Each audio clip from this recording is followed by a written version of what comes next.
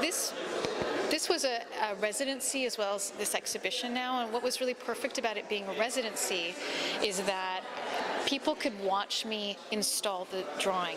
And so since April the 22nd, when I actually started drawing, the public could come in and watch as I progressed through this process. And this whole piece is process-based. It's a durational project. It is a one-dimensional drawing that ends up being a bit of a three-dimensional piece, yet there's another dimension to it that's time. It's a durational piece. You can watch it happen, and being that it's a drawing, drawings have this history in them versus paintings. Paintings cover up what's happened, whereas drawings always have the history in them. You can see the motions and the ideas that change and the different directions that someone's making, because it's kind of sketches. And with this piece, the history is laid out for you. Because I do this line by line, and I work from the top, and then I work down to the bottom. There's actually this finishing point, which normally isn't known. Usually the finishing point is just what an artist says it is, because you could go back and work on it again and again. It's like, no, I don't think this is finished yet. But this actually has a set finish to it. And that finish is actually the erasure of the drawing, not just the fact that I've reached the edge of the canvas, as it were. But there's this painterly aspect to this drawing, because with drawing being such an intimate activity, usually I sit and I make very intimate gestures. And this was not so intimate. I wasn't sitting, I was making sweeping motions, which normally is kind of reserved for painting. Standing up, making very bodily gestures to make something. So this drawing ended up being with a setup that is normally used for painting. And the idea of the edge of this, because I got asked a lot about the edge, is something I think about with painting.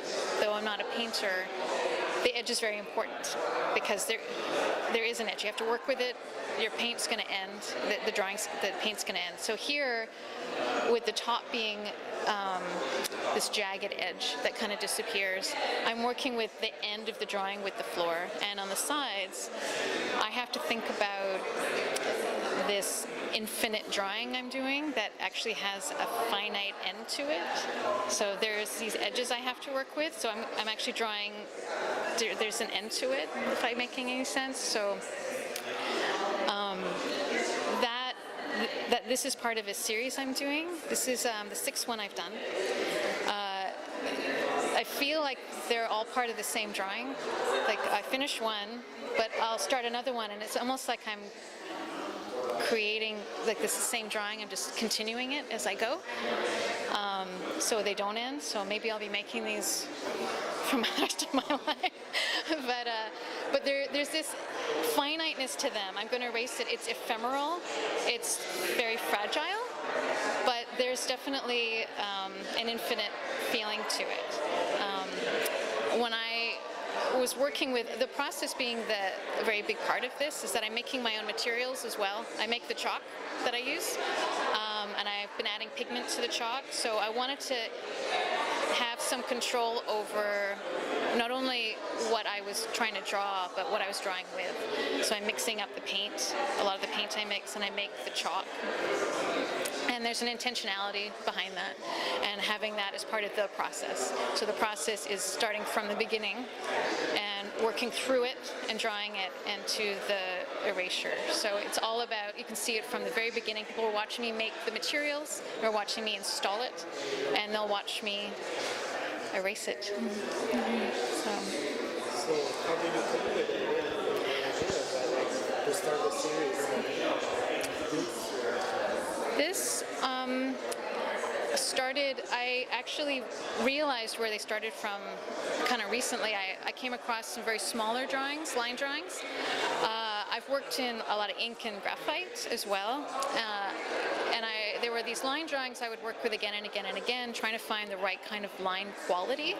So I would do these repetitive mark making, which is always a really interesting practice, making the mark making, and I would do this again and again and again, and then I started getting into a motion where I was playing with the control of where these marks were going, and I ended up with these smaller drawings that were line drawings, similar to this, but in a different material.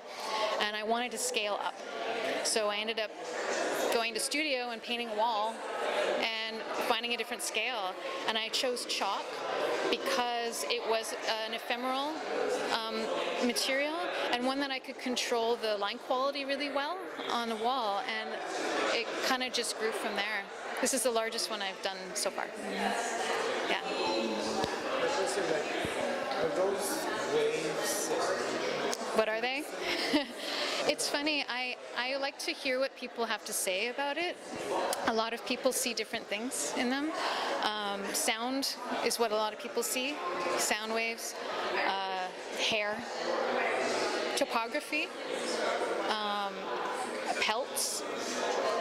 And it's this momentum people keep bringing into it, is where is the momentum going? Because I see the movement kind of happening. And people were asking, how did that movement happen? Did I intend to do that? And some of it might span from me drawing as if I'm writing from left to right. So my momentum might be moving in one direction. But when the drawing sort of gets going in a direction, I need to move with it. I can't fight it. And when I want to make a change, it will take about 3 days before that change shows up. Because I have to be very patient.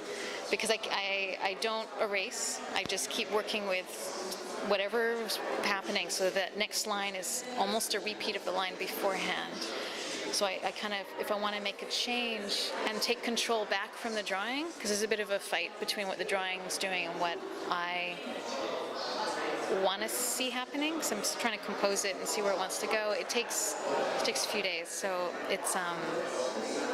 it's a bit of a control that I want to take from the drawing, and the drawing takes it back too.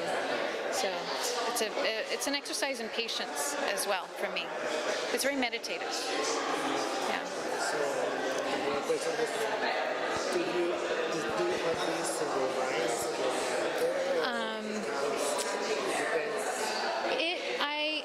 I do and I don't. Begin to get it in my mind as it starts happening. As the drawing starts to progress, I see what I want to see happen, and I can see what direction I'd like to see the drawing going. So I try and make that happen. I am about a few inches away from the wall when I'm drawing, so my perspective isn't one where I can see the entire field at once. I have to step back every 30 minutes or so and see what's happened. So in my imagination of where I think I'd like to see it going, it doesn't always go that direction. So whatever happens that doesn't go that direction, I have to work with that. But I do begin to find what I want to see, and I attempt to make that happen and work with any changes that happen along the way, because my perspective gets a little skewed being so close up. So the answer is I have a bit of a vision, but the vision develops at the same time that the drawing is developing too. Yeah. So, what would be the largest one? Someone give me a bigger wall, I'll do a bigger one. But this is the largest one I've done. Yeah. So, but there would be more. I don't know. I could do a bigger one. I find the scale of this wall really wonderful.